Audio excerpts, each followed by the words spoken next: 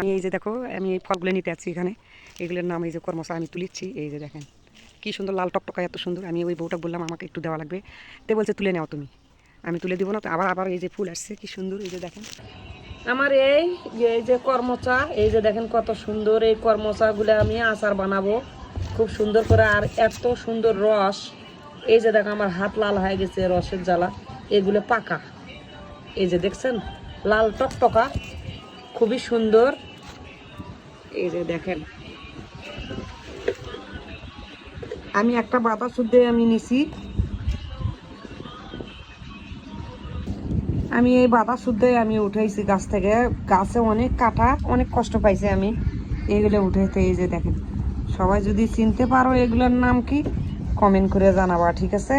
এই যে কত সুন্দর। এগুলো দিয়ে আমি আচার বানাবো, আচার বানাইয়ে তোমাদেরকে দেখাবো। তোমরা যদি খাইতে চাও তাও আমি খাওয়াবো।